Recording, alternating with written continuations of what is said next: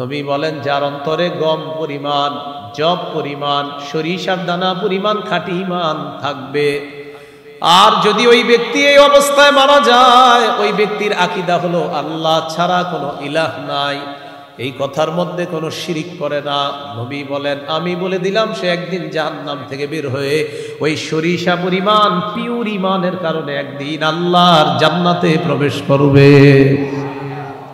সহিহ বুখারী 1237 নম্বর হাদিস। জিবরিল আমিন আসার পর রাসূলুল্লাহ সাল্লাল্লাহু আলাইহি সাল্লামকে বললেন, বাশশির উম্মাতাকা আন্নাহু মান মাতা মিন উম্মাতিকা লা ইউশরিকু বিল্লাহি শাইআ দাখালাল জান্নাহ।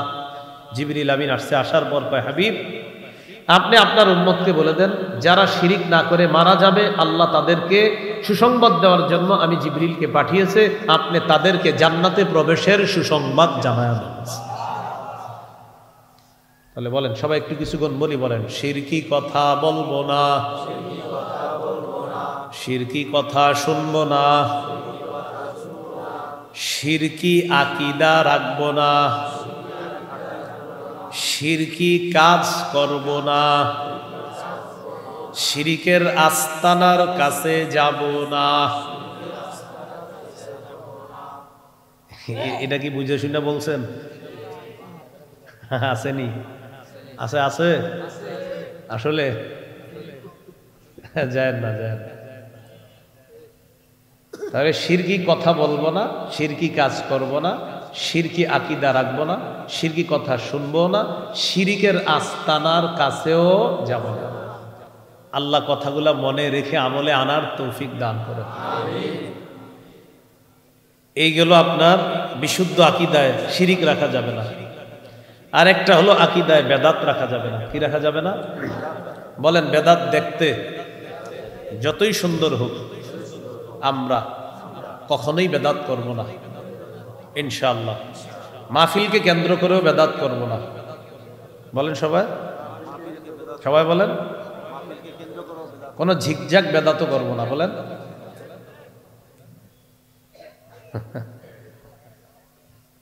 আল্লাহ বুঝার তৌফিক দান করেন।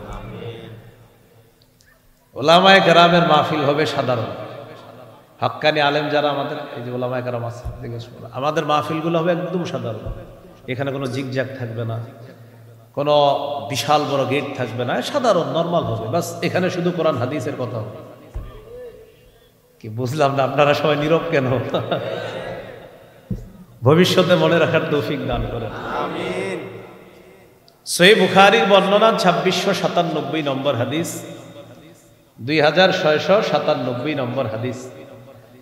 এই হাদিসের বর্ণনাকারী আম্মা জান আয়েশা সিদ্দিকা রাদিয়াল্লাহু তাআলা আনহার বর্ণনা। তিনি বলেন, ক্বালা রাসূলুল্লাহ সাল্লাল্লাহু আলাইহি ওয়াসাল্লাম, মান আহদাসা ফি আমরিনা হাযা মা লাইসা ফীহি ফাহুয়া রাদ্দুন। নবীজি বলেন, আমাদের ইসলামী শরীয়তের মধ্যে ইবাদতের নামে সওয়াবের আশায় যদি নতুন কেউ কিছু কিছু আবিষ্কার করে, এটা প্রত্যাখ্যান করা হবে, এটা বেদাত। বেদাত দেখতে যত সুন্দর হোক আমরা গ্রহণ করব না। ইমাম মালিক বলেন, মান ইবতাদা ফিল ইসলামি বিদআতান ইয়ারাহা হাসানাতান ফাকাদ জামা আন্না মুহাম্মাদান খানার রিসালা। কোন ব্যক্তি যদি ইসলামের মধ্যে বেদাত করে আর এটাকে উত্তম মনে করে, সে কেমন যেন এই কথা বলতে চায়, মুহাম্মদ সাল্লাল্লাহু আলাইহি ওয়াসাল্লাম তার নবুয়তের দায়িত্ব পালনে ত্রুটি করে গিয়েছে। বলি নাউযুবিল্লাহ। আও কামা ক্বালা আলাইহিস সালাতু ওয়াসসালাম, আল্লাহুম্মা সাল্লি আলা মুহাম্মাদি ওয়া আলা আলি মুহাম্মাদ কামা সাল্লাইতা আলা ইব্রাহিম ওয়া আলা আলি ইব্রাহিম ইন্নাকা হামিদুম মাজিদ। আল্লাহুম্মা বারিক আলা মুহাম্মাদি ওয়া আলা আলি মুহাম্মাদ كما باركت على إبراهيم وعلى آل إبراهيم إنك حميد مجيد اللهم إني أعوذ بك من شر لساني ومن شر سمعي ومن شر بصري ومن شر مني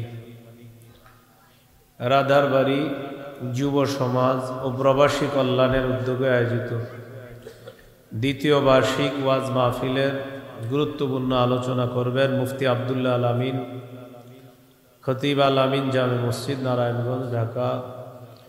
বিশিষ্ট আলেমে দ্বীন মুফাসসিরে কুরআন হযরত মাওলানা মুফতি ইমরান বিন ইলিয়াস, খতিব, হাসাইল কেন্দ্রীয় জামে মসজিদ, শিক্ষা সচিব, হাসাইল মাদ্রাসা, মুন্সিগঞ্জ। সভাপতি জনাব মোহাম্মদ তৈয়ব আলী হাওলাদার, সভাপতি রাধারবাড়ি বাইতুল আমান জামে মসজিদ। উপস্থিত হযরত উলামায়ে কেরাম, মুসলমান ভাইয়েরা, আল্লাহ তাআলার দরবারে শুকরিয়া আদায় করছি। আল্লাহ আমাদেরকে এই মাহফিলে উপস্থিত হওয়ার তৌফিক দান করেছেন, বলি আলহামদুলিল্লাহ।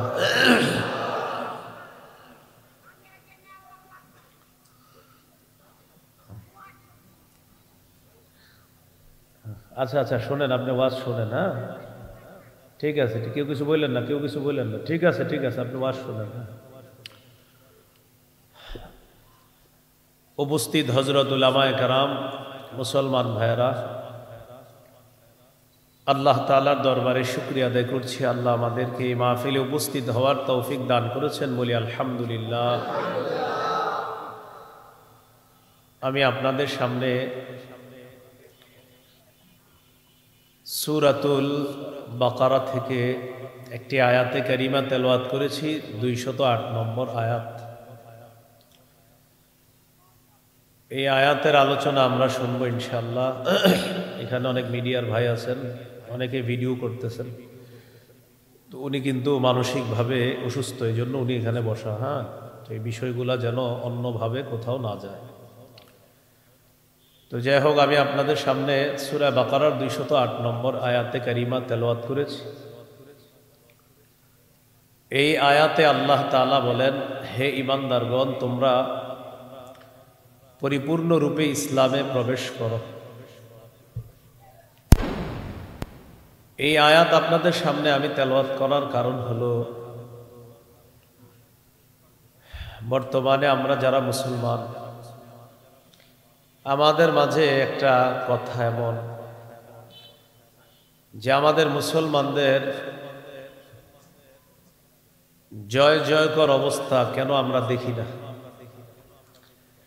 বা মুসলমানদেরকে এই কৌশলে কেন সবাই একটু নিচে রাখতে চায়, অথচ পৃথিবীর বেশিরভাগ আবিষ্কার বলেন, বেশিরভাগ আশ্চর্য বিষয়গুলো বলবেন, সব মুসলমানদের আবিষ্কার। তো এরপরেও মুসলমানদের একটা দুঃখ যে মুসলমানদেরকে কেন সবাই একটু দাবিয়ে রাখতে চায়। আমিও যেমন চাই, আপনারাও তেমন চান। সেটা হলো, আমরা আমাদের গৌরবময় অতীত, এগুলার কথা শুধু আমরা শুনি কিন্তু দেখি না। আবু বকর সিদ্দিক রাদিয়াল্লাহু তাআলা আনহুর যুগের কথা শুনছি, ওমর ফারুক, ওসমান, আলী রাদিয়াল্লাহু তাআলা আনহুম, আমিরে মুয়াবিয়া রাদিয়াল্লাহু তাআলা আনহুম, তাদের যুগের কথা শুনেছি, কিন্তু আমরা দেখতেছি না। তো এই সোনালী অতীত ফিরে পাওয়ার আক্ষেপ, আশা, আকাঙ্ক্ষা সবার। এই আকাঙ্ক্ষা বাস্তবায়নে আমরা কি করতে পারি? ওনারে কিছু বললে উনি কথা বলবে, কিছু বললেন না ওনারে। হ্যাঁ, এই জন্য মাহফিলটা নষ্ট করবে, উনি ওইভাবে থাকতে দেন, থাক। তো এই ক্ষেত্রে আমাদের কি করণীয়? আমাদের এই গৌরবময় হারানো ঐতিহ্য ফিরিয়ে আনতে যদি চাই, আমরা কি করতে পারি? এই জন্য আমাদের করণীয় হলো, মোটামুটিভাবে আপাতত 9টা করণীয় আমরা অনুসরণ করতে পারি। কয়টা? 9টা। এই করণীয়গুলো বলা হবে, বলার পর দেখব আসলে আমরা এই করণীয়গুলো পালন করছি কিনা।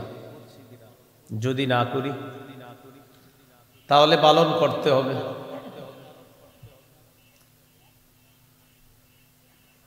এই করণীয়গুলোর মধ্যে 1 নম্বর করণীয় হলো ইসলামে পরিপূর্ণভাবে প্রবেশ করা। 2 নম্বর করণীয়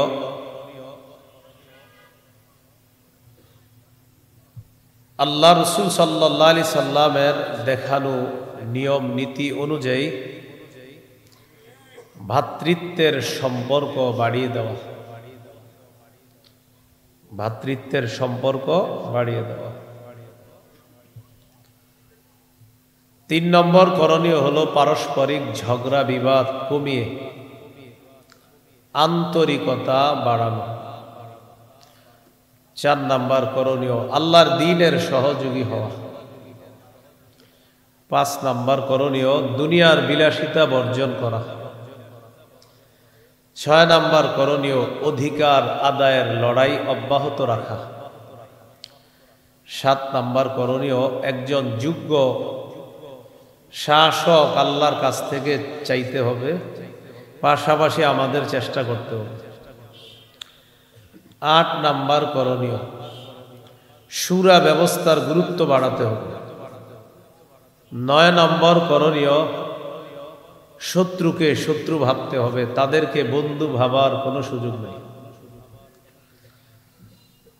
1 নম্বর করণীয় নারী পুরুষ সবাই পরিপূর্ণভাবে ইসলামে প্রবেশ করতে হবে। নারী পুরুষ আমরা সবাই ইসলামে প্রবেশ করেছি কিনা এটা বোঝার জন্য 5টা আলামত আছে। কয় আলামত? এই 5 আলামত যদি আমার আপনার মাঝে পাওয়া যায় তাহলে বোঝা যাবে আমরা ইসলাম পরিপূর্ণভাবে পালন করতে চাই। 1 নম্বর আলামত আত্মসমর্পণ। 2 নম্বর আলামত ইখলাসের সাথে সব করা। 3 নম্বর আলামত বিশুদ্ধ আকীদা। 4 নম্বর আলামত উত্তম চরিত্র। 5 নম্বর আলামত লেনদেনে স্বচ্ছ থাকা। লেনদেনে কি থাকা? স্বচ্ছ থাকা। বলেন কয় কাজ? না, 9 কাজ। কয় কাজ? প্রথম কাজ ইসলামে প্রবেশ করা। এটা করেছি কিনা? কয় আলামত? 1 নম্বর আত্মসমর্পণ। আত্মসমর্পণের আরবি হলো ইসলাম। ইসলামের বাংলা হলো আত্মসমর্পণ করা। সূরা বাকারার 131-132 নম্বর আয়াতে আল্লাহ বলেন, ইয ক্বালা লাহু রাব্বুহু আসলিম ক্বালা আসলামতু লিরাব্বিল আলামিন। ইব্রাহিম নবীর রব যখন তাকে বললেন আপনি আত্মসমর্পণ করেন, আমার যত হুকুম আছে এগুলার সামনে আপনি মাথা নত করেন, ঝুঁকে যান, সব মেনে নেন, সারেন্ডার করেন আমি আল্লাহর কাছে। ইব্রাহিম নবী জবাব দিলেন, ক্বালা আসলামতু লিরাব্বিল আলামিন, আমি বিশ্ব জগতের রব আল্লাহর কাছে আত্মসমর্পণ করলাম। পরের আয়াতে আল্লাহ বলেন, ওয়াসাা বিহা ইব্রাহিমু বানিহি ওয়া ইয়াকুব। ইব্রাহিম নবী এবং ইয়াকুব নবী তার সন্তানদেরকে ওসিয়ত করেছেন, ইয়া বানিয়া ইন্নাল্লাহা আসতাফা লাকুমুদ-দীনা ফালা তামুতুন্না ইল্লা ওয়া আনতুম মুসলিমুন। হে প্রিয় সন্তান, আল্লাহ তাআলা তোমাদের জন্য দ্বীনকে নির্বাচন করেছেন। এই দ্বীনের নাম হলো ইসলাম।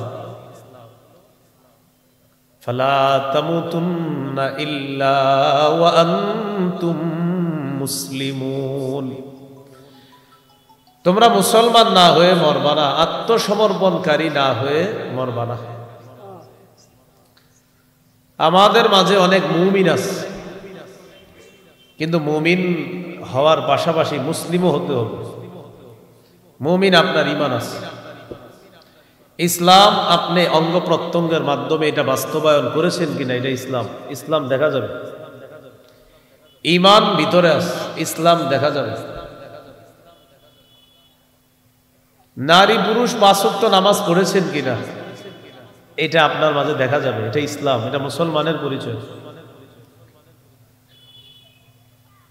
নারীরা পর্দা রক্ষা করে চলেছেন কিনা এটা আপনার মাঝে দেখা যাবে। নারী মুমিন, আপনি মুমিন। মা বোন আপনি, আচ্ছা আপনি কি মুমিন? জি আমি মুমিন। কোথায় আপনি পর্দা করেন নাই কেন? ঈমান এটা আমরা দেখি না, এটা আছে, ভিতরে আছে। তিনি বিশ্বাস করে আল্লাহ, কিন্তু তিনি যদি মুসলিম নারী হয় তো তিনি পর্দা করবেন। তিনি রাস্তায় জাহিলি যুগের মতো বের হবে না। আল্লাহ তাআলা বলেন ওয়াকারনা ফি বুয়ুতিকুন্না ওয়ালা তাবাররাজনা তাবাররুজাল জাহিলিয়াতিল উলা। নবী আপনার স্ত্রীদেরকে বলেন, নারীদেরকে বলেন তাদের মাধ্যমে তোমরা ঘরে অবস্থান করো। ওয়ালা তাবাররাজনা তাবাররুজাল জাহিলিয়াতিল উলা। জাহিলি যুগের নারীদের মতো তোমরা রাস্তায় বের হবে না। জাহিলি যুগের নারীরা এমন পোশাক পরত, রাস্তায় যখন হাঁটতো তাদের পোশাকের দুই পাশ ফাড়া থাকতো। নাউজুবিল্লাহ বল। অর্ধনগ্ন হয়ে তারা চলাফেরা করত। বলেন মুসলিম নামধারী যিনি নিজেকে দাবি করে আমি মুমিন, আমি আল্লাহকে বিশ্বাস করি, এমন আল্লাহকে বিশ্বাস করে নারী, এই জাতীয় নারী অর্ধাউলঙ্গ হয়ে আমাদের বাংলাদেশেও চলাফেরা করার দৃষ্টান্ত আছে না নাই? তাহলে মুমিন হলো, আল্লাহরে বিশ্বাস করে। তো ইসলাম তো দেখা যাচ্ছে না। ওয়া আকিমনাস সালাহ, তোমরা নামাজ কায়েম করবা, নারীদেরকে বলছে। আয়াত দ্বারা বোঝা যায় নারীদের নামাজের শ্রেষ্ঠ জায়গা ঘর। ওয়া আতিনাজ যাকাহ, যাকাত আদায় করবা। প্রথমে হুকুমে বলছে ঘরে থাকবা, পরে বলছে নামাজ কায়েম করবা। এখান থেকে বোঝা যায় নারীদের নামাজের শ্রেষ্ঠ জায়গা ঘর, কারণ আগেই তো বলছে আল্লাহ ঘরে থাকবা। এই জন্য রাসূলুল্লাহ সাল্লাল্লাহু আলাইহি সাল্লাম বলেছেন, নারীদেরকে বলেছেন তোমাদের নামাজের শ্রেষ্ঠ জায়গা হলো তোমাদের ঘর, তোমাদের বাসস্থান। তাহলে নারীদেরকে ঘরে থাকতে বলছে আল্লাহ তাআলা। সাহাবায়ে কেরাম মাঝে মাঝে প্রয়োজনে আম্মা জানদের কাছে যাইতেন, বিভিন্ন প্রয়োজন গিয়ে বলতেন আম্মাজান নবী আমাদেরকে পাঠাইছে এটা দেওয়ার জন্য, ওটা দেওয়ার জন্য। তা আল্লাহ তাআলা বলেন ওয়াইদা সাআলতুমুহুন্না মাতাআন ফাসআলুহুন্না মিন ওয়ারাই হিজাব। যখন তোমরা নবীর বিবিদের কাছে কিছু চাইবা পর্দার আড়াল থেকে চাইবা। এখন আপনারা আমার সাথে বলেন তো পর্দার আড়াল থেকে কিভাবে চাবে? মানে আম্মাজানরা পর্দার ভিতরে আছে আর মুখটা বাইরে রাখে, এরকম? হ্যাঁ। তো আল্লাহ তাআলা বললেন চাইলে পর্দার আড়াল থেকে চাইবে। আমাদের অনেকে বলতে চায় যে নারীদের মুখ পর্দার অন্তর্ভুক্ত না। তো আল্লাহ বললেন নারীদের কাছে কিছু চাইবা পর্দার আড়াল থেকে চাইবা। তো আপনাদের কি মনে হয় সাহাবায়ে কেরাম গিয়ে চাইছে আর আম্মাজানরা মুখ বের করছে আর শরীরটা ভিতরে রাখছে এমন? তো আল্লাহ তাআলা বলেছেন পর্দার আড়াল থেকে চাইবা। যালিকুম আতহারু লিকুলুবিকুম ওয়া কুলুবিহিন্না। আল্লাহ তাআলা বলেন এটা তোমাদের এবং তাদের অন্তরের জন্য পবিত্রতার কারণ। সুবহানাল্লাহ। পর্দার আড়াল থেকে চাওয়া এটা পবিত্রতা তোমাদের অন্তরেরও তাদের অন্তরেরও। আল্লাহ তাআলা নবীজের বিবিদেরকে লক্ষ্য করে বলতেছে ইয়া নিসা আন-নবী লাস্তুন্না কাআহাদিম মিনান নিসা ইনিত্তাকাইতুন্না ফালা তাখদানা বিল কওলি ফায়াতমাআল্লাযী ফী কলবিহি মারাদু ওয়া কুলনা কওলাম মা'রুফা। হে নবীর বিবিগণ তোমরা সব নারীদের মতো না। তোমরা যদি আল্লাহকে ভয় করো ফালা তাখদানা বিল কওল, নরম সুরে কথা বলবা না, কোমল কণ্ঠে কথা বলবা না। নবীর বিবিদেরকে আল্লাহ বলতেছে তারা কতটা পরহেজগার, তাদের অন্তরে কত তাকওয়া, আল্লাহ ভীতি, তাদেরকে বলবে যদি তোমরা কোমল কণ্ঠে কথা বলো, ফায়াতমা আল্লাযী ফী কলবিহি মারাদ, রোগাক্রান্ত যেই সমস্ত পুরুষরা আছে যাদের অন্তরে রোগ আছে তারা আকৃষ্ট হয়ে যেতে পারে। নাউজুবিল্লাহ বলে, যাদের অন্তরে রোগ আছে তারা কোমল কণ্ঠ শুনলে তাদের রোগ বেড়ে যাবে। ওয়াকুলনা কাওলাম মা'রুফা, ন্যায়সঙ্গত কথা বলা যাবে, প্রয়োজনীয় কথা, তবে সেটা কোমল কণ্ঠে না। কিন্তু আপনি দেখবেন এই যুগে নিজের স্ত্রীর সাথে এত সুন্দর করে কথা বলে না। রাস্তায় যদি বলে ভাইজান একটু অমুক জায়গায় যাবো, পারে না, গিয়ে দিয়ে আসবে। তো মা বোনরা যারা আছে তারা পর্দা করাটা, এটা হলো তাদের ইসলাম। তারা ঘরে নামাজ পড়বে, তারা ঘরে অবস্থান করবে, প্রয়োজন ছাড়া ঘর থেকে বের হবে না। তারা মুমিন ঠিক আছে, কিন্তু তাদের ইসলাম, তারা ঘরে থাকবে, তারা নিজেদেরকে পর্দাবৃত করে রাখবে। এই জন্য রাসূলুল্লাহ সাল্লাল্লাহু আলাইহি সাল্লাম বলেন, আল মারআতু আওরাতুন, সবাই আমার সাথে বলেন, বলেন নারী ঢেকে রাখার জিনিস। নারী কিসের জিনিস? বলেন আমার সাথে, গোপন জিনিস, ঢেকে রাখতে হয়। দামি জিনিস গোপন থাকে। আসমান জমিন সব কিছুর মাঝে, এই জগৎ ওই জগৎ, সব জগতের মাঝে সবচেয়ে দামি কে? আরো জোরে বলেন, আরো জোরে বলেন। আল্লাহকে দেখি, দামি জিনিস গোপন। সবচেয়ে দামি কে? আল্লাহ তাআলা গোপন। হ্যাঁ, জান্নাতি হতে পারলে আল্লাহকে দেখতে পারবে। আমাদের মা বোনরা হলো দামি সম্পদ, তাদেরকে গোপন রাখতে হবে। রাসূলুল্লাহ সাল্লাল্লাহু আলাইহি সাল্লাম বলেন, আদ-দুনিয়া মাতা ওয়া খায়রু মাতা'id দুনিয়া আল মারআতুস সালিহা। নবী বলেন এই দুনিয়া হলো ভোগের জায়গা, এই দুনিয়ার মধ্যে সর্বশ্রেষ্ঠ সম্পদ হলো একজন নেককার নারী। সুবহানাল্লাহ। বলেন তো দুনিয়ার শ্রেষ্ঠ সম্পদের নাম কি? আবার দুনিয়ার শ্রেষ্ঠ সম্পদের নাম কি? তাহলে শ্রেষ্ঠ সম্পদ, দামি সম্পদটা খোলা রাখতে হবে নাকি ঢেকে রাখতে হবে? সুবহানাল্লাহ, ঢেকে রাখতে হবে। দোকানে কিছু কিনতে যান যখন, ভাই সোয়েটারটা কত? এত। ঠিক আছে, গোডাউন থেকে একটা দেন। কেন ওইটা নেন না কেন? এই সোয়েটারটা কত? এত। গোডাউন থেকে একটা দেন। তো ওইটা নেন, তাহলে দামিটা ভিতরে আছে। যেটা আপনার ইনটেক সুন্দর, ওইটা ভিতরে রেখে দিচ্ছে, ওইটা স্যাম্পল রাখছে। তা ওইটা খালি আপনি দেখলেন, দেখার পরে বললেন না এটা নিব না। যেটা সুন্দর মতো গোডাউনে রাখছেন ওইটা নিব। আল্লাহ আমাদেরকে বুঝার তৌফিক দান করেন। তাহলে আমাদের পুরুষ যারা আছে, আমাদের ইসলাম, আমরা বাহিরে চলাফেরা করতে হয়। আমরা নামাজের সময় হবে তো মসজিদে নামাজ পড়বো, মুসলমানের পরিচয় হবে এটা, যে মুসলমান। নামাজের সময় হয়ে গেছে, নামাজে ঢুকে গেছে, এটি তো মুসলমান। মুসলমান বাজার নিয়ে বাসায় যাইতেছে, ইতিমধ্যে মাগরিবের সময় হয়ে গেছে, বাস মুসলমান সে মসজিদে যাবে, নামাজ পড়বে, এটাই তো মুসলমান। আমরা ওয়াজে আসতেছি, আপনাদের ওই কি জানি মিঠা, এর একটু আগে একটা মসজিদ, ওখানে মাগরিবের সময় হয়েছে, এখন এটা বয়ান। কেন আপনারা বলেন এটা দাম বেশি না মাগরিবের দাম বেশি? কোনো সন্দেহ নেই, বাস আগে নামাজ পড়ে। তো এটা হলো মুসলমানের পরিচয়। মুসলমানের পরিচয়, মুসলমানের উপর আল্লাহ হুকুম আসবে, মুসলমান পালন করবে, এটা মুসলমানের ইসলাম। হ্যাঁ সে মুমিন, কিন্তু তোমার ইসলাম এটা দেখা যেতে হবে, এটা প্রকাশ পাবে তোমার মধ্যে। এটাই হলো আপনার 1 নম্বর আত্মসমর্পণ। মনে আসেনি? কয় কাজ? 9 কাজ। কয় কাজ? 1 নম্বর ইসলামে পরিপূর্ণ প্রবেশ করা। করেছি কিনা? কয় আলামত? 1 নম্বর আত্মসমর্পণ। আত্মসমর্পণ করেছি কিনা? 1 তো আমার ভিতরে ঈমান আছে, 2 আমার রব যত হুকুম করেছে এই হুকুমের সামনে আমি সারান্ডার করলাম কিনা সময় মতো, এটা হলো আত্মসমর্পণ। এই হুকুমের সামনে পুরুষও আত্মসমর্পণ করবে, নারীরাও আত্মসমর্পণ করবে। আল্লাহ তাআলা কথাগুলা বুঝার তৌফিক দান করেন। এবার দেখেন, পুরুষদেরকে আল্লাহ বলছে, নারীদেরকে আল্লাহ বলছে, ওয়াকুল্লিল মুমিনিনা ইয়াগুদ্দু মিন আবসারিহিম ওয়া ইয়াহফাজু ফুরুজাহুম। আওরা কুল্লিল মুমিনিনা ইয়াগুদ্দু মিন আবসারিহিম ওয়া ইয়াহফাজু ফুরুজাহুম। নবী আপনি মুমিন পুরুষদেরকে বলেন তারা রাস্তায় যখন চলবে তারা যেন তাদের নজর নিচে রাখে। ওয়াহফাজু ফুরুজাহুম, তারা যেন তাদের লজ্জাস্থান হেফাজত করে। বুঝা বলবেন, নজরের গুনাহ বড় নাকি লজ্জাস্থানের গুনাহ বড়? লজ্জাস্থানের। আবার নজরের গুনাহ বড় না লজ্জাস্থানের?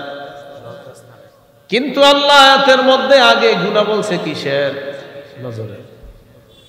তাহলে আল্লাহ তাআলা নজরের গুনাহ আগে বললেন, এরপর বললেন লজ্জাস্থানের গুনাহ। আল্লাহ তাআলা বলেন, নবী আপনি বলেন পুরুষরা যেন তাদের নজর হেফাজত করে আর তাদের লজ্জাস্থান হেফাজত করে। হঠাৎ আওয়াজ এদিক থেকে শুরু হলো কেন ভাই? না এটা বন্ধ করেন, এটা দিয়েন না। হ্যাঁ, নবী আপনি পুরুষদেরকে বলেন তারা যেন তাদের নজর হেফাজত করে, তাদের লজ্জাস্থান হেফাজত করে। লজ্জাস্থানের গুনাহ হলো বড়, নজরের গুনাহ হলো লজ্জাস্থানের গুনার তুলনায় ছোট। তো আল্লাহ তাআলা ছোট গুনার কথা আগে, বড় গুনার কথা পরে কেন বললেন? বলেন আমার সাথে সবাই, লজ্জাস্থানের গুনাহের বলেন ভূমিকা হলো নজরের গুনাহ। তাই ভূমিকাকে যদি আমরা হেফাজত করতে পারি, আসল গুনাহের কাছে যাওয়া লাগবে না। লজ্জাস্থানের গুনাহের ভূমিকা কোনটা? নজর। নজর দিয়ে দেখবে, অন্তরে খারাপ ধারণা তৈরি হবে, এরপর তার প্রতি আকৃষ্ট হবে, এরপর তার সাথে উল্টাপাল্টা করার মনোবাসনা তৈরি হবে। তাই নজরের গুনাহ এটা হলো ভূমিকা লজ্জাস্থানের গুনাহের। এই জন্য আল্লাহ বলেন আগে ভূমিকাটা দমন করো, পরের গুলার সমস্যা হবে না। তাই বললেন নবী আপনি বলেন পুরুষদেরকে বলেন তারা যেন তাদের নজর হেফাজত করে এবং তাদের লজ্জাস্থান হেফাজত করে। তো নজরের কথা কেন আগে বললেন? যে নবী ভূমিকাটা যদি দমন হয়ে যায় তাহলে পরবর্তীগুলো এমনি সহজ হয়ে যাবে। এই জন্য আল্লাহ আগে ভূমিকার কথা বললেন, নজর। আমাদের এই বডির মধ্যে একটা সুন্দর বর্ডার হলো চোখ। এই চোখ দিয়ে যত গুনাহ আমাদের ভিতরে ঢুকে। আমাদের বাংলাদেশের রাজধানীর নাম কি? ঢাকা। ঢাকাটা সংরক্ষণ করতে হয়, এই জন্য বর্ডার গার্ড খুব মজবুত করা লাগে, যেন বিদেশি কোনো শত্রুর অনুপ্রবেশ করতে না পারে। ঢাকার হেফাজতের জন্য পুরা বাংলাদেশের চারপাশটাকে নিয়ন্ত্রণ করা লাগে। মানুষের এই মানব দেহটা পুরাটা শরীরটা হলো একটা দেশ। বলেন পুরা শরীরটা কি একটা দেশ? এই দেশের রাজধানী হলো কলব। এই কলব নামক রাজধানী, এটার অঙ্গরাজ্য হলো হাত পা। তাহলে আমাদের এই দেহ নামক দেশের রাজধানী কি বলেন তো? কলব। আচ্ছা, এই কলব নামক রাজধানীর নিরাপত্তার জন্য এক একটা অঙ্গরাজ্যকে হেফাজত করতে হবে। হাত একটা অঙ্গরাজ্য, পা একটা অঙ্গরাজ্য, চোখ হলো এই রাজধানীর মধ্যে কোনো ঝামেলা ঢুকার বর্ডার। এই বর্ডারকে যদি হেফাজত করতে পারি, কলব নামক রাজধানীর মধ্যে কোনো ঝামেলা ঢুকবে না। আর কলব নামক রাজধানীতে যদি ঝামেলা না ঢুকে, কলব থাকবে সাফ পরিষ্কার। এই সাফ পরিষ্কার কলবের মধ্যে আল্লাহর নূর আল্লাহ তৈরি করে দিবে। তাহলে দেহ এটা হলো দেশ, এটা রাজধানী কলব। এই কলব নামক রাজধানীর মধ্যে শত্রু ঢুকবে না।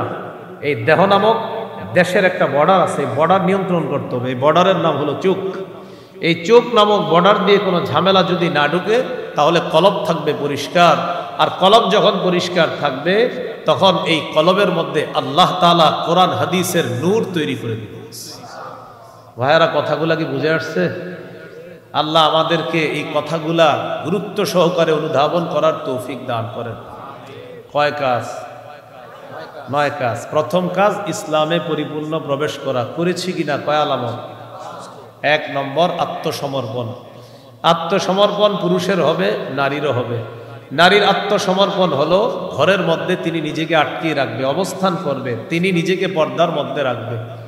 পুরুষের আত্মসমর্পণ হলো তিনি রাস্তায় চলবে, ঘরে বাইরে থাকবে, তিনি বাজারে থাকবে, আল্লাহর হুকুম আসা মাত্রই রবের হুকুমের সামনে সারান্ডার করবে। এটা হলো পুরুষের ইসলাম। আল্লাহ আমাদেরকে এইভাবে রবের প্রত্যেকটা আদেশ নিষেধের সামনে নিজেদের মাথাটা ঝুঁকায় রাখার তৌফিক দান করেন। আলামত নাম্বার 2, বলেন সব ইখলাসের সাথে করা। এটা দ্বিতীয় আলামত। নাসাইর বর্ণনা 3140 নম্বর হাদিস। এই হাদিসের মধ্যে আসছে রাসূল সাল্লাল্লাহু আলাইহি সাল্লামকে প্রশ্ন করলেন, أرأيت رجلا غزا في سبيل الله يلتمس الأجر والذكر فما له يا رسول الله ইয়া রাসূলুল্লাহ, এক ব্যক্তি আল্লাহর রাস্তায় লড়াই করে, এই ব্যক্তির উদ্দেশ্য হলো দুইটা। এক নাম্বার, লোকটা আল্লাহর কাছ থেকে সওয়াব কামাই করবে। দুই নাম্বার, মানুষ যেন তাকে বড় বাহাদুর বলে, মানুষ যেন তাকে বলে সে বড় মুজাহিদ। এই দুই নিয়তে সে লড়াই করছে। এক নাম্বার সওয়াব কামাই করবে, দুই নাম্বার মানুষ তাকে বলবে বড় বাহাদুর। ফামা লাহু ইয়া রাসূলুল্লাহ, হুজুর সে কি সওয়াব পাবে? নবীজি বললেন লা শাইআ লাহু, সে কিছুই পাবে না। আ'আদাহা সালাসা মাররাত, এই প্রশ্নটা আল্লাহ নবীকে তিনবার করলেন। নবী তিনবার বললেন লা শাইআ লাহু, লা শাইআ লাহু, লা শাইআ লাহু, সে কিছুই পাবে না, সে কিছুই পাবে না, সে কিছুই পাবে না। হাদিসের শেষে নবী বলেন ইন্নাল্লাহা লা ইয়াকবালু মিনাল আমাল ইল্লা মা কানা লাহু খালিসা, আল্লাহ তাআলা কোনো আমল ততক্ষণ কবুল করেন না যতক্ষণে আমলটা ইখলাসের সাথে না হয়। এবার আমরা সুন্দর দুইটা বাংলা শিখব। বলেন খাঁটি, বিশুদ্ধ। কোনো আমল যদি আল্লাহর জন্য করা হয়, এই আমলকে খাঁটি আমল বলে। উক্ত আমলটি যদি নবীর তরিকা অনুযায়ী করা হয়, সে আমলকে বিশুদ্ধ আমল বলে। আল্লাহর জন্য করলে খাঁটি, নবীর তরিকা অনুযায়ী করলে বিশুদ্ধ।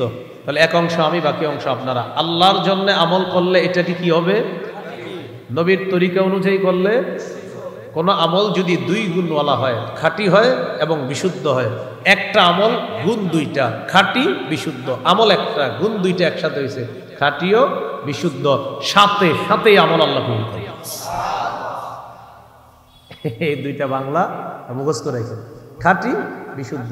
আপনি সারা জীবন যা করবেন মাথায় রাখবেন আল্লাহর জন্য করছি কিনা, হ্যাঁ খাঁটি। নবীর তরিকা অনুযায়ী করলাম কিনা, হ্যাঁ বিশুদ্ধ।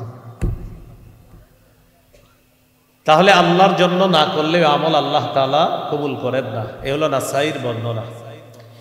ইখলাসের সাথে যদি এই রাধারবাড়ি এলাকা থেকে আপনি নিয়ত করেন আল্লাহ আমি শহীদ হব, নবীজি বলেন কোন ব্যক্তি যদি ইখলাসের সাথে শহীদের নিয়ত করে, শাহাদাতের নিয়ত করে, এই ব্যক্তি যদি রাধারবাড়ি এলাকার মধ্যেও মারা যায়, তার বিছানার মধ্যেও যদি লোকটা মারা যায়, আল্লাহ তাআলা তার বিশুদ্ধ নিয়তের কারণে, খালেস নিয়তের কারণে আল্লাহ তাআলা ওই ব্যক্তিকে শহীদদের মর্যাদায় পৌঁছায় দেন। তাহলে ইখলাসের সাথে আমলের দাম কম না অনেক বেশি? কয় কাজ? এক নাম্বার ইসলামে প্রবেশ করা, করেছি কিনা কয় আলামত? এক নাম্বার আত্মসমর্পণ, দুই নাম্বার ইখলাস, তিন নম্বর বিশুদ্ধ আকীদা। কি বলেন তো? বলেন আকীদায় শিরিক থাকা যাবে না, বেদাত থাকা যাবে না। তাহলে শিরকি আকীদা রাখা যাবে না, আর বেদাতি আকীদা রাখা যাবে না। সূরা লুকমানের 13 নম্বর আয়াতে আল্লাহ বলেন وَإِذْ قَالَ لُقْمَانُ لِابْنِهِ وَهُوَ يَعِظُهُ يَا بُنَيَّ لَا تُشْرِكْ بِاللَّهِ إِنَّ الشِّرْكَ لَظُلْمٌ عَظِيمٌ। ওই সময়কে স্মরণ করুন যখন লোকমান তার সন্তানকে বললেন, প্রিয় সন্তান তুমি শিরিক করো না, শিরিক মহা জুলুম, শিরিক মহা পাপ। সূরা মাঈদার ৭২ নম্বর আয়াত আল্লাহ তাআলা বলেন ইন্নাহু মান ইউশরিক বিল্লাহ ফাকাদ হারামাল্লাহু আলাইহিল জান্নাহ ওয়া মাওয়াহুন নার ওয়া মা লিয-যালিমিন মিন আনসার। যে ব্যক্তি আল্লাহর সাথে শিরিক করে এই অবস্থায় যদি সে মারা যায়, তার ঠিকানা হলো জাহান্নাম। আল্লাহ তার জন্য জান্নাত হারাম করে দেয়।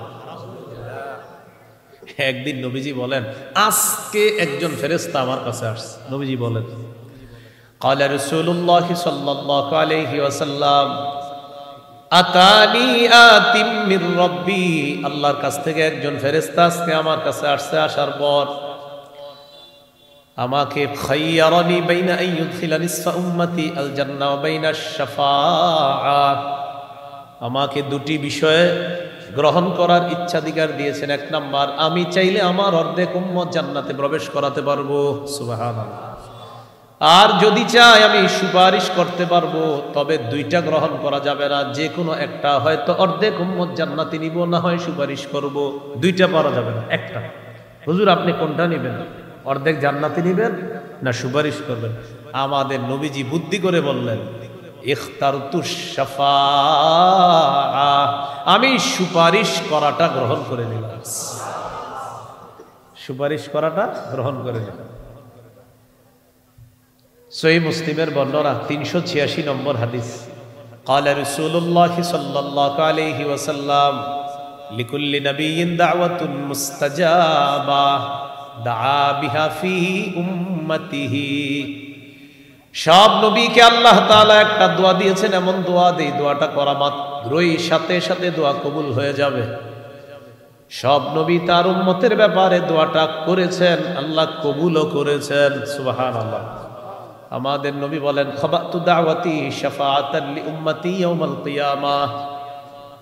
আর মুসান্নাফ ইবনে আবি শায়বার বর্ণনা, ইখতাবাতু দাওয়াতি শাফাআতান লি উম্মতি ইয়াউমাল কিয়ামাহ।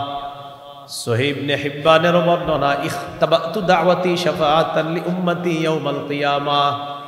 আমাদের নবী বলেন, আমাকে আল্লাহ একটা স্পেশাল দোয়া দিয়েছেন, আমি দোয়াটা গোপন করে রাখছি, মুলতবি করে রাখছি, দুনিয়াতে দোয়াটা করি নাই, কিয়ামতের ময়দানে আমার উম্মতের জন্য সুপারিশ করার জন্য স্পেশাল দোয়াটা করব। বলেন তবে, বলেন সবাই আরো জোরে। যারা শিরিক করবে নবীর সুপারিশ তারা পাবে না। নবীজি বলে দিয়েছেন, ওয়াহিয়া লিমান লা ইউশরিকু বিল্লাহি শাইআ, আমার সুপারিশ শুধু তাদের জন্য হবে যারা শিরিক করবে না। যারা কি করবে না? প্রিয় মাদারীপুর রাধারবাড়ির এলাকার মানুষ, হাতে পায়ে ধরে বলি, জীবনে একটা কাজ স্বপ্নেও করেন না, শিরিক। মানে স্বপ্নে করলে যদিও আপনার কিছু হবে না, কথার কথা। আল্লাহরে বলবেন, আল্লাহ আমি তো জানা সত্ত্বে শিরিক করব না, আল্লাহ অজানা সত্ত্বেও যেন শিরিক না করি মাওলা, আর আমি যেন স্বপ্নেও শিরিক না করি। এভাবে আল্লাহরে বলবেন যে আল্লাহ আমি যেন স্বপ্নেও শিরিক না করি। তো স্বপ্নে শিরিক তো এটা তো আপনার নিয়ন্ত্রণে না, এটা গুনাহ হবে না, কিন্তু আপনি বলবেন আল্লাহ আমি যেন স্বপ্নেও শিরিক না করি। এই খালি এতটুকু আকীদা নিয়ে মারা যান, ইনশাআল্লাহ জান্নাতে যাবেন। সহিহ বুখারীর 44 নম্বর হাদিস।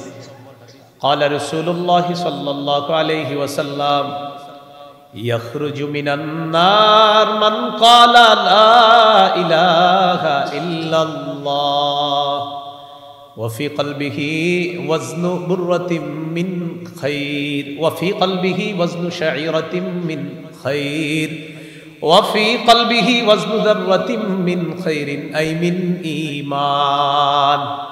নবী বলেন, যার অন্তরে গম পরিমাণ, জব পরিমাণ, সরিষার দানা পরিমাণ খাঁটি ঈমান থাকবে, আর যদি ওই ব্যক্তি এই অবস্থায় মারা যায়, ওই ব্যক্তির আকীদা হলো আল্লাহ ছাড়া কোনো ইলাহ নাই, এই কথার মধ্যে কোনো শিরিক করে না, নবী বলেন আমি বলে দিলাম সে একদিন জাহান্নাম থেকে বের হয়ে ওই সরিষা পরিমাণ পিওর ঈমানের কারণে একদিন আল্লাহর জান্নাতে প্রবেশ করবে।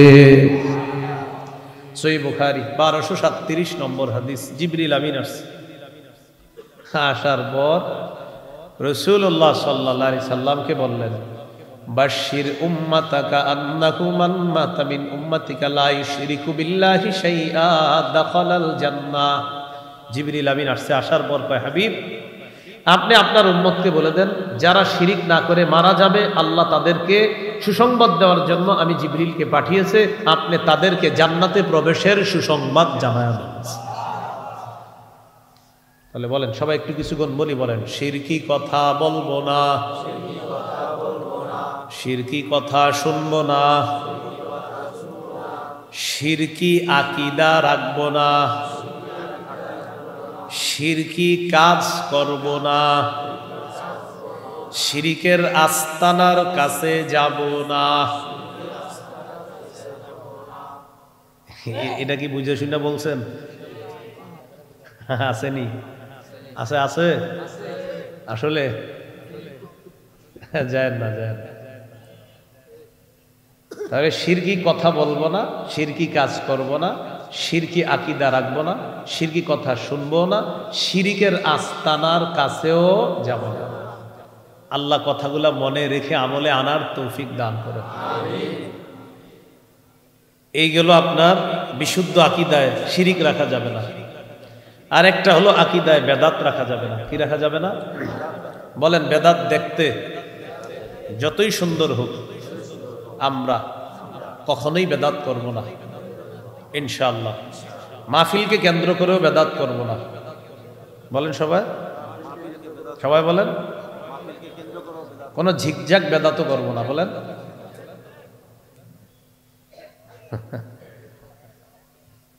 আল্লাহ বুঝার তৌফিক দান করেন। ওলামায়ে কেরামের মাহফিল হবে সাধারণ। হক্কানি আলেম যারা আমাদের, এই যে ওলামায়ে কেরাম আছে, আমাদের মাহফিলগুলো হবে একদম সাধারণ। এখানে কোনো জিগজ্যাগ থাকবে না, কোনো বিশাল বড় গেট থাকবে না, সাধারণ নরমাল হবে। বাস এখানে শুধু কোরআন হাদিসের কথা হবে। কি বুঝলাম না, আপনারা সবাই নীরব কেন? ভবিষ্যতে মনে রাখার তৌফিক দান করেন। আমিন।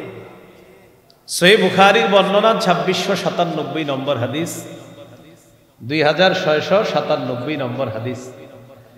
এই হাদিসের বর্ণনাকারী আম্মা জান আয়েশা সিদ্দিকা রাদিয়াল্লাহু তাআলা আনহার বর্ণনা। তিনি বলেন, ক্বালা রাসূলুল্লাহ সাল্লাল্লাহু আলাইহি ওয়াসাল্লাম, মান আহদাসা ফি আমরিনা হাযা মা লাইসা ফিহি ফাহুয়া রাদ্দুন। নবীজি বলেন, আমাদের ইসলামী শরীয়তের মধ্যে ইবাদতের নামে সওয়াবের আশায় যদি নতুন কেউ কিছু কিছু আবিষ্কার করে, এটা প্রত্যাখ্যান করা হবে, এটা বেদাত। বেদাত দেখতে যত সুন্দর হোক আমরা গ্রহণ করব না। ইমাম মালিক বলেন, মান ইবতাদা ফিল ইসলামি বিদআতান ইয়ারাহা হাসানাতান ফাকাদ জামা আন্না মুহাম্মাদান খানার রিসালা। কোন ব্যক্তি যদি ইসলামের মধ্যে বেদাত করে আর এটাকে উত্তম মনে করে, সে কেমন যেন এই কথা বলতে চায়, মুহাম্মদ সাল্লাল্লাহু আলাইহি ওয়াসাল্লাম তার নবুয়তের দায়িত্ব পালনে ত্রুটি করে গিয়েছে। বলি নাউজুবিল্লাহ। খতিব সাহেব জুমার নামাজে বয়ান দিচ্ছে, এখানে তো অনেকেই খতিব আপনারা মাশাআল্লাহ। তো জুমায় বয়ান দিছে বেদাত সম্পর্কে। কি সম্পর্কে? তো হুজুরে বুঝাই দিছে, ভাই এগুলা বেদাত। আসরের নামাজের পর একজনে আসছে হুজুরের সাথে দেখা করতে, হুজুর আজকে তো আপনি জুমার নামাজে বললেন বেদাত এটা। হুজুর কিছু মনে করেন না, ওই কাজটাকে আপনি যদিও বেদাত বলেন, কিন্তু ওই কাজটা করলে আমার দিলে একটা হিট আসে, চোখে পানি আসে, ভিতরে একটা আবেগ কাজ করে। ইমাম সাহেবরে জুমার বয়ানের রিয়েকশন আইসা জানাইতেছে এক মুসল্লি যে আপনি বলছেন এটা বেদাত, কিন্তু এটা করলে তো আমার ভালো লাগে। বর্তমানে যারা বেদাতি না, এদের বড় একটা দলিল যে এটা করার কোনো দলিল লাগে না, আমাদের ভিতরে প্রেম আছে, এটাই দলিল। এটা বেদাতিদের বড় একটা দলিল। আগে একটু বুঝেন কথাটা, দেখেন।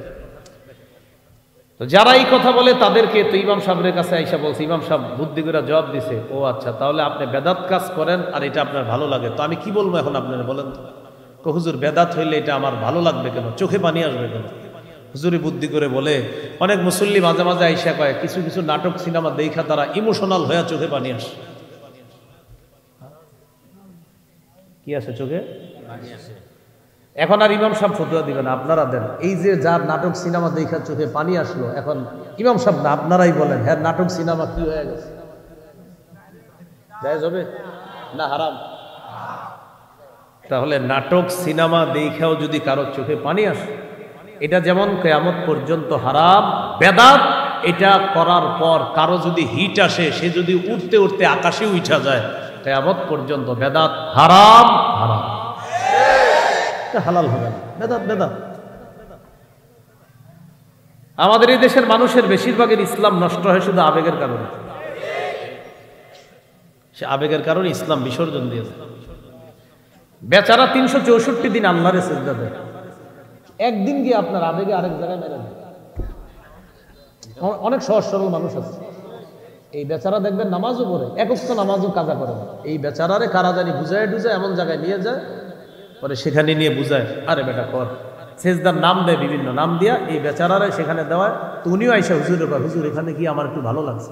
আপনারা দেখবেন কোনো জায়গায় গেলে ওই জায়গাটা যদি একটু পরিষ্কার থাকে, একটু আগরবাতি মোমবাতির ঘ্রাণ আছে, এমনেরও একটু ভালো লাগবে যে না জানি যায় কি আসলে কিছু নেই। আল্লাহ আমাদেরকে এই কথাগুলো বোঝার তৌফিক দান করেন। তাহলে প্রিয় ভাইরা, বেদাত যত সুন্দর হোক গ্রহণ করব আমরা, মাশাআল্লাহ এই মানসিকতা লালন করব। কয় কাজ? প্রথম কাজ ইসলামে প্রবেশ করা, করেছি কিনা কয় আলামত? 3 নাম্বার আলামত বিশুদ্ধ আকীদা, আকীদায় শিরিক থাকা যাবে না, বেদাত থাকা যাবে না। আল্লাহ কথাগুলো বোঝার তৌফিক দান করেন। আমিন।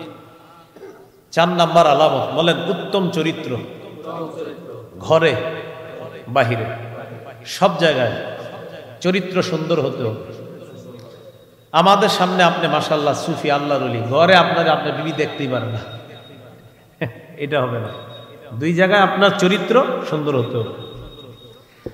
আপনি মসজিদে নামাজ পড়তে গেছেন, 10 জন মুসল্লি মসজিদে গেছে, তাদের জুতাগুলা মসজিদের সামনে আছে, আপনি দৌড়াইতে দৌড়াইতে আইসা মসজিদে ঢুকছেন, আপনার জুতার নিচে কাদা ছিল, একটা জুতা ডানে গেছে আর একটা বামে গেছে, কারণ জামাত ধরতে হবে, আপনি গিয়েই সুবহানাকাল্লাহুম্মা ওয়া বিহামদিকা ওয়া তাবারাকা ইসমুকা, আবার দেখবেন খাতাটাই ভাবে বলে, মানে উনি আইসা কোনো মতে জামাতটা ধরছে আর বাহিরে 10 জন মুসল্লির জুতা নষ্ট করছে। যাই হোক, তার নামাজ কবুল হবে না হবে আল্লাহ তাআলা জানেন, আল্লাহর হক। হয়তো আল্লাহ তাআলার কিছু যদি হকগুলো এমন হয়ে থাকে যেটা ওয়াজিব আর ফরজ নষ্ট না হয়, তাহলে হয়তো তার কিছু গুনাহ আল্লাহ মাফ করে দিবে, ভুল ত্রুটি, এটা আল্লাহর হক, আল্লাহ জানেন মাফ করবে। কিন্তু আপনি মসজিদের সামনে যাদের জুতাগুলো নষ্ট করলেন, এটা বান্দার হক। এখন ওই মুসল্লিরা মসজিদ থেকে বের হওয়ার সময় দেখে কি জুতাগুলা কাদা লাগছে, মনে চোট পাইছে, আঘাত পাইছে, আরে কে নষ্ট করলো? প্রিয় ভাই, আপনি যে নামাজ পড়ার জন্য তাদের জুতাগুলা নষ্ট করে গেলেন, আল্লাহ কিন্তু মাফ করবে না যতক্ষণ তারা মাফ না করবে। এখানে আপনার আখলাকটা আপনি দেখানো দরকার ছিল। আপনি মসজিদে ঢুকছেন, ঢুকার পর দেখেন একটা বাচ্চা সামনের কাতারে আছে, আপনি তারে বললেন তোর বাপের নাম কি? এটা উত্তরপাড়া আব্দুর রহিমের ছেলে না তুই? হ্যাঁ। বাপটা যেমন গোলাটা বল, যাবি যা। সুন্দর না, না এটা করবেন না। বাচ্চা মানুষ ঢুকে গেছে, ওরে সুন্দর মতো বলেন তুমি বাবা ওই পাশে গিয়ে দাঁড়াও, পিছনে দাঁড়াও, তুমি ওই জানালার পাশে গিয়ে দাঁড়াও, ওরে এইভাবে বলেন। ওরে এইভাবে বললে ও আপনারে 5 দিন সালাম দিবে, যখন দেখবে ও আরো মসজিদে আসবে, আইসা ওই পিছনে দাঁড়াবে। দৌড়ে যখন বলবেন তুই কার ছিল অমুকের, যা মসজিদ থেকে বাইরে, এ আর জীবনে মসজিদে আসবে না। এখানে আপনার আখলাকটা বাহিরে দেখাতে হবে।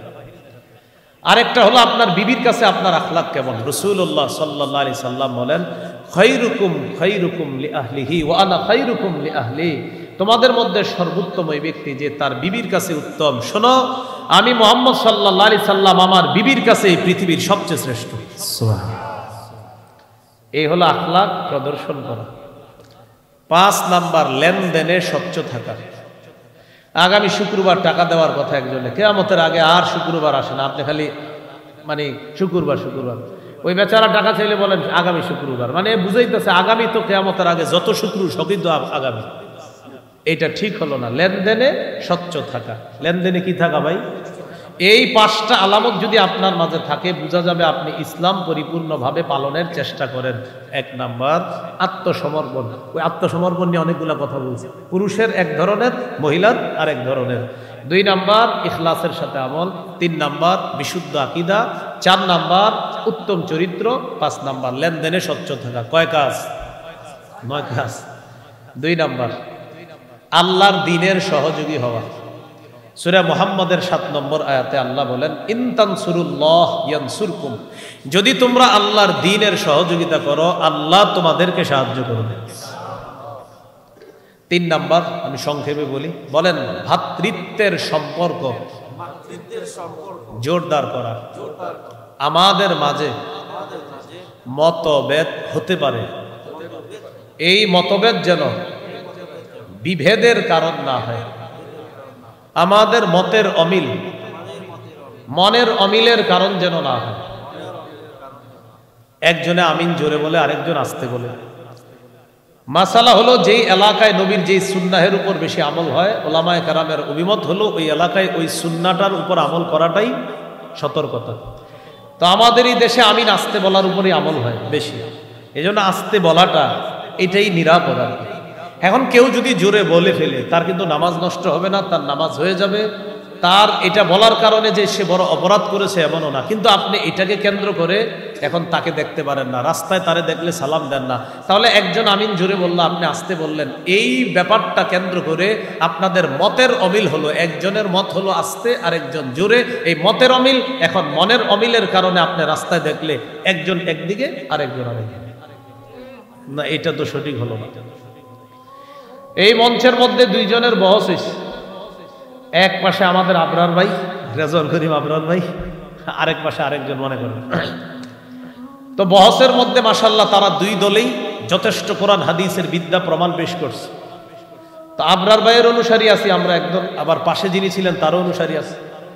অথচ আবরার ভাইয়ের সাথে যার বহস হয়েছে তাদের সাথে মহব্বত ঠিক আছে, জায়গা জায়গা দেখা হয়, তাদের আলিঙ্গন হয়, মোলাকাত হয়, সালাম হয়, মুসাফা হয়, একজন আরেকজনের চা কফি খাওয়াইতেছে। কিন্তু আমরা অনুসারীরা দুই দল দুইজনকে দেখতে পারতেছি। কথা কি সঠিক? এটা যেন না হয়, ভ্রাতৃত্বের সম্পর্ক বাড়াতে হবে। আমাদের অধপতনের 3 নম্বর কারণ, আমরা ভাইয়ে ভাইয়ে দূর হয়ে যাচ্ছি। সূরা হুজুরাতের 10 নম্বর কারণ, 10 নম্বর আয়াতে আল্লাহ বলেন, ইন্নামাল মুমিনুনা ইখওয়া, মুমিনরা পরস্পর ভাই ভাই। বলেন, মুমিনরা পরস্পর ভাই ভাই। আল্লাহ তাআলা আমাদের সকলকে ভাই ভাই হয়ে থাকার তৌফিক দান করেন, আমিন। সহিহ মুসলিমের বর্ণনা 6435 নম্বর হাদিস, রাসূলুল্লাহ সাল্লাল্লাহু আলাইহি সাল্লাম বলেন, লা তাহাসাদু, তোমরা পরস্পর হিংসা করো না। ওয়ালা তানাজাসু, পরস্পর ধোঁকাবাজি করো না। ওয়ালা তাদাবারু, তোমরা পরস্পর একে অপরের ক্ষতি করার জন্য আড়ালে শত্রুতা করো না। ওয়ালা তাবাগাদু, বিদ্বেষ পোষণ করো না। ওয়ালা ইয়াবি' বা'দুকুম আলা বাই'i বা'দিন, একজনের কেনা বেচা চলাকালীন আরেকজন ক্রয় বিক্রয় করবা না। ওয়া কুনু ইবাদাল্লাহি ইখওয়ানা, ও আল্লাহর বান্দারা তোমরা সবাই ভাই ভাই হয়ে যাও। আল্লাহ আমাদেরকে ভাই ভাই হয়ে থাকার তৌফিক দান করেন, আমিন।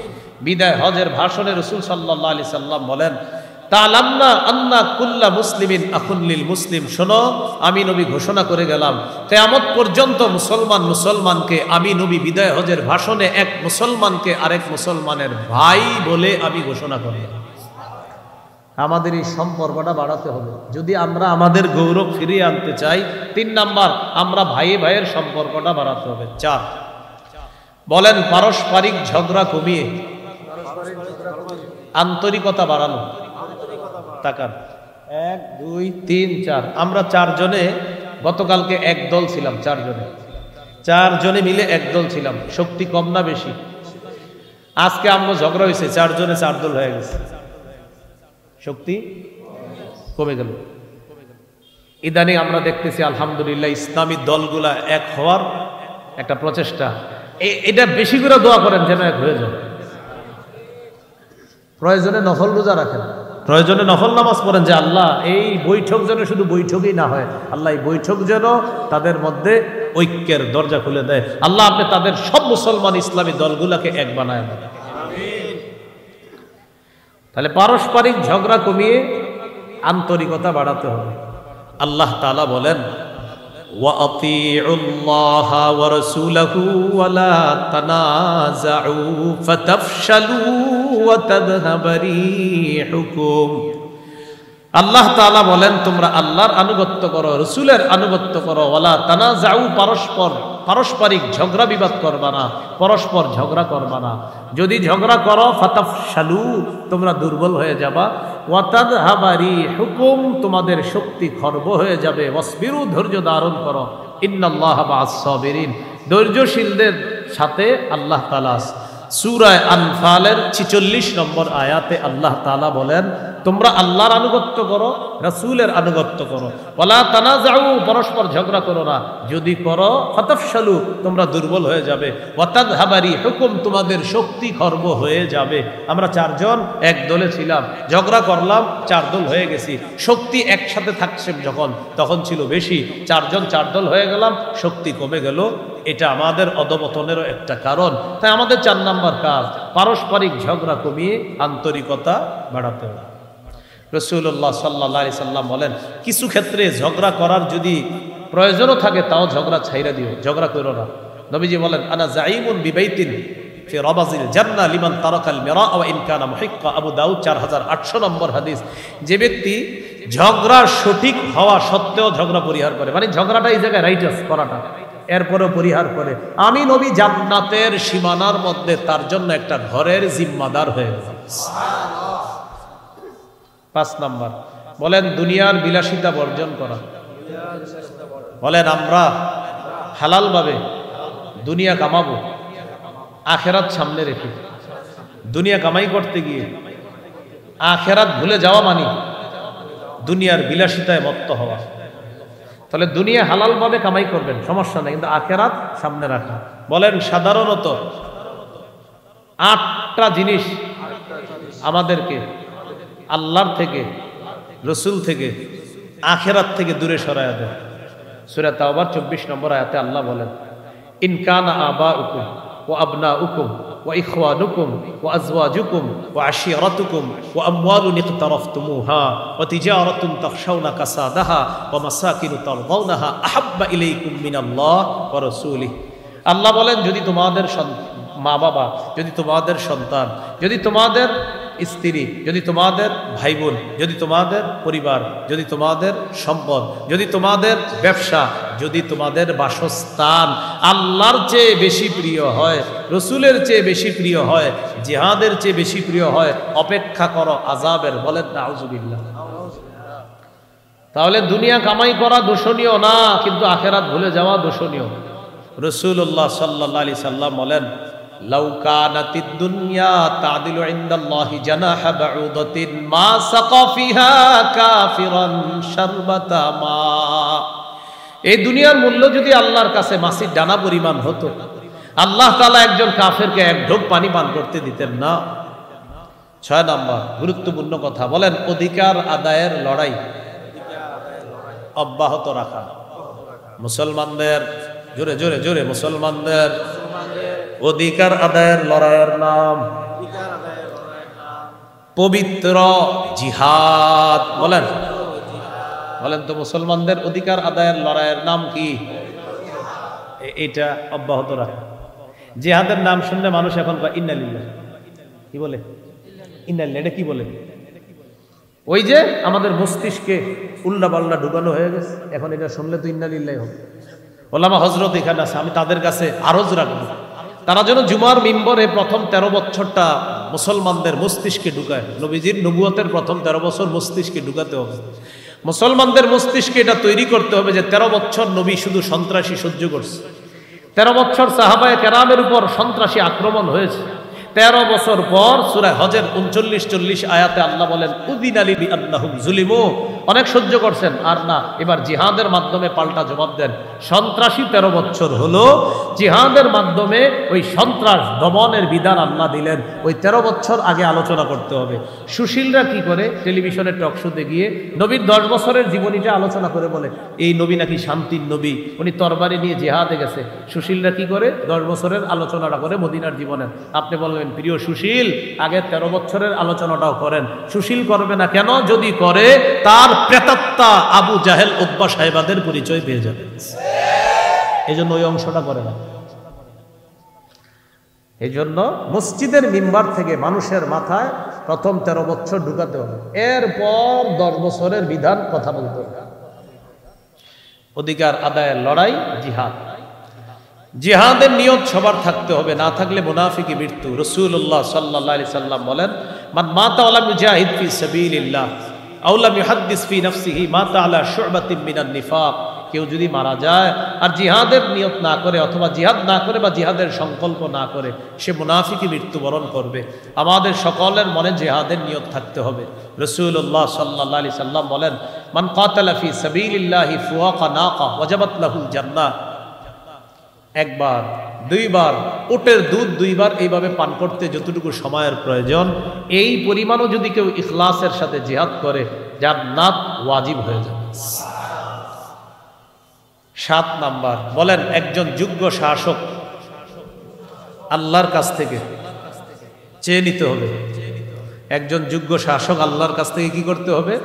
চেয়ে নিতে হবে। যোগ্য শাসকের মৌলিক গুণ হবে 4টা। কয়টা? সূরা হজের 41 নম্বর আয়াতে আল্লাহ বলেন, আল্লাযীনা ইম্মাক্কান্নাহুম ফিল আরদ আকামুস সালাহ ওয়া আতাউজ যাকাহ ওয়া আমারু বিল মারুফ ওয়া নাহাউ আনিল মুনকার আমি যাদেরকে রাষ্ট্রীয় ক্ষমতায় বসাই, 1 নাম্বার কাজ হবে নামাজ কায়েম করা, 2 নাম্বার জাকাতের বিধান চালু করা, 3 নাম্বার সৎ কাজের আদেশ করা, 4 নাম্বার অসৎ কাজের নিষেধ করা। আপনাদের উদ্দেশ্যে আমার 3টা আরজ, আপনারা অতিরিক্ত 2 রাকাত নফল পড়ে 3টা দোয়া করবেন আল্লাহর কাছে। কয়টা দোয়া? 1 নাম্বার বলেন, আল্লাহ বাংলাদেশে কিয়ামতের আগে আর যেন কোন নারী প্রধান না হয়। সবাই জোরে বলেন কেন? আরো জোরে, আরো জোরে। قال رسول الله صلى الله عليه وسلم لا يفلح قوم ولو امرهم امرأتان। বুখারীর বর্ণনা, নবী বলেন ওই জাতি কিছুতেই সফল হবে না যেই জাতি তাদের নেতৃত্বে কোন নারীকে বসায়া দেয়।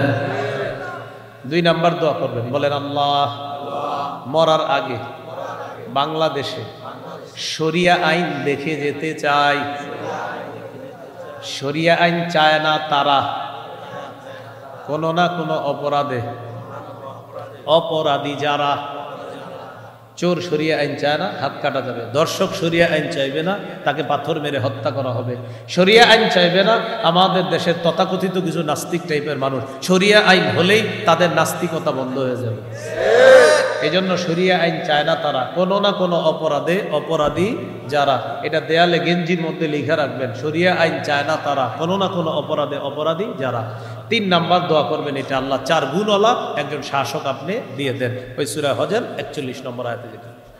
8 নাম্বার সূরা ব্যবস্থার গুরুত্ব বাড়ানো। এটা মসজিদে উলামায়ে কেরাম সূরা ব্যবস্থার ফজিলত সম্পর্কে বোঝাতে হবে জাতিকে।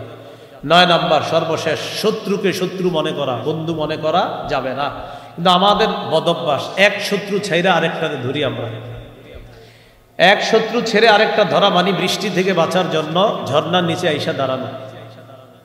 কিসের নিচে আইসা দাঁড়ানো? কোত্থেকে? কই আইসা দাঁড়াইছি? এক তাগুতকে ছাইরা আরেক তাগুতকে ধরা মানে বৃষ্টি থেকে বাঁচার জন্য ঝর্ণার নিচে এসে দাঁড়ানো। অবস্থা যা দেখে মনে হচ্ছে এতে ভাগ্য পরিবর্তন হবে না। ইসলামী খেলাফত ছাড়া মুসলমানদের ভাগ্য চূড়ান্ত পরিবর্তন হবে না, হতে পারে না। এই জন্য শত্রুকে শত্রু মনে করা, বন্ধু মনে করার কোনো সুযোগ নাই। সূরা মায়েদা 51 নম্বর আয়াত, 6 নম্বর পারা, 16 নম্বর পৃষ্ঠার একদম শুরু আয়াতটা, ইয়া আইয়ুহাল্লাযীনা আমানু লা তাত্তাখিযুল ইয়াহুদা ওয়ান নাসারা আউলিয়া বা'দুহুম আউলিয়াউ বা'দ। হে ঈমানদারগণ, ইহুদি খ্রিস্টানদেরকে অভিভাবক বানায় না, তারা একে অপরের অভিভাবক, বন্ধু। ঈমানদারের অভিভাবক হলেন আল্লাহ। সূরা বাকারা 257 নম্বর আয়াত, 3 নম্বর পারা, 2 নম্বর পৃষ্ঠা। আল্লাহ বলেন আল্লাহু ওয়ালিয়ুল্লাযীনা আমানু, ঈমানদারদের অভিভাবক হলেন আল্লাহ। এই কথাগুলো আমরা সবাই যেন বুঝতে পারি, গুরুত্ব সহকারে অনুধাবন করার তৌফিক দান করেন।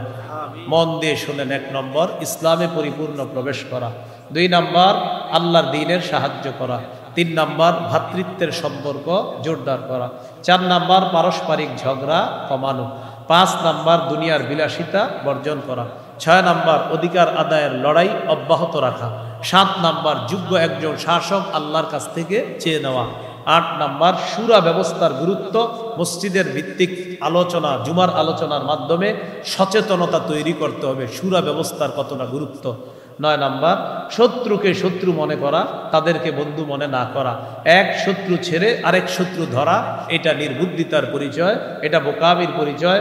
বৃষ্টি থেকে বাঁচার জন্য ঝর্ণার নিচে আসা দাঁড়ানো, এটা যেমন বোকামি। এক তাগুত ছেড়ে আরেক তাগুত ধরা, এটা আরেকটা বোকামি। মুসলমানদের চূড়ান্ত শান্তি আসার একমাত্র উপায় খেলাফত ব্যবস্থা।